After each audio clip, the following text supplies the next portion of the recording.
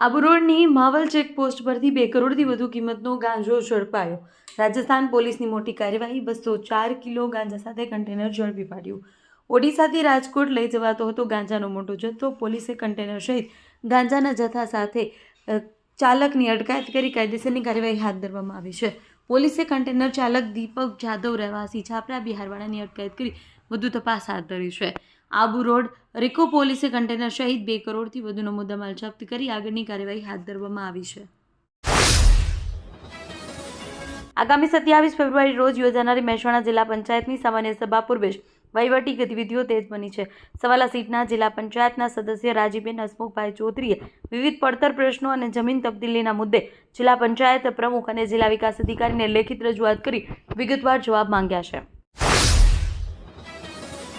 મહેસાણા શહેરમાં પટાવાડાની ચાલી વિસ્તારમાં રહેતા 19 વર્ષીય યુવક પર લગ્નમાં રાખેલી દાજની અદાવત રાખી 2 શખ્સોએ હુમલો કર્યો હોવાની ઘટના સામે આવી છે।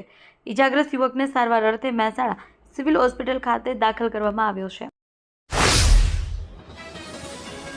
ભારતના ચૂંટણી પંચની સૂચના અનુસાર સમગ્ર ગુજરાતમાં હાથ ધરવામાં આવેલી મતદાર યાદીની ખાસ સઘન સુધારણા ઝુંબેશ અંતર્ગત મહેસાણા જિલ્લાની આખરી મતદાર યાદી આજે પ્રસિદ્ધ કરવામાં આવી છે।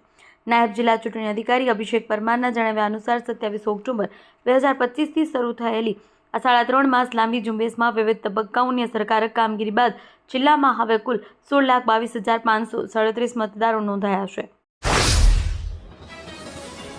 મહેસાણા પોલીસ હેડક્વાર્ટર નજીક ચામુંડા નગરમાં પીવાનું પાણી દૂષિત આવતા પાણીજન્ય રોગચાળો ફેલાયો છે। આ અંગે રજૂઆત મળતા મનપાનું આરોગ્ય તંત્ર દોડતું થયું છે અને ઘરે ઘરે ક્લોરિનેશન સહિતની કામગીરી શરૂ કરાઈ છે। વિસ્તારમાંથી ઝાડાના 4 દર્દી મળી આવ્યા છે અને હાલ સારવાર હેઠળ છે। બીજી તરફ વોટર વર્કર્સ વિભાગની ટીમ અંડરગ્રાઉન્ડ લીકેજ શોધવા 2 દિવસથી કામે લાગી છે। વિસનગરમાં રાસ ગરબા કાર્યક્રમ દરમિયાન તણાવ સર્જાયો છે। ભાટી ટીમ્બા ઠાકોરવાસ ખાતે આવેલા ભૂતનાથ મહાદેવ મંદિર પ્રાંગણમાં ચાલી રહેલા રાસ ગરબાનું સાઉન્ડ બંધ કરાવવા ગયેલા પાલિકાના પૂર્વ પ્રમુખ ગોવિંદ ગાંધી અને તેમની પત્ની પર કેટલાક અજાણ્યા શખ્સોએ હુમલો કર્યો હતો। માહિતી મુજબ ગોવિંદ ગાંધી રાત્રિના સમયે કાર્યક્રમનું સાઉન્ડ બંધ કરાવવા પહોંચ્યા। સમયે કેટલાક લોકોએ લાકડીઓ અને પાઇપો વડે તેમના પર હુમલો કર્યો। અચાનક થયેલા હુમલામાં તેઓ ઇજાગ્રસ્ત થયા હતા।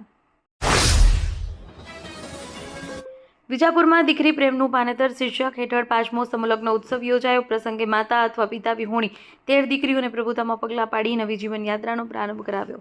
ભવ્ય કાર્યક્રમનું આયોજન વિજાપુર ડ્રીમ ફાઉન્ડેશન અને સર પ્રતાપ ગ્રુપ દ્વારા ભાવસુર રોડ પર આવેલા અવસર પાર્ટી પ્લોટ ખાતે કરવામાં આવ્યું। સમલગ્ન ઉત્સવનો મુખ્ય ઉદ્દેશ્ય જરૂરિયાતમંદ દીકરીઓને સન્માનપૂર્વક વિદાય આપી તેમના લગ્ન કરાવવાનો હતો। વિસનગર શહેરમાં ટ્રાફિકની સમસ્યાના કાયમી નિરાકરણ માટે એક મહત્વાકાંક્ષી પ્રોજેક્ટ હાથ ધરવામાં આવ્યો છે।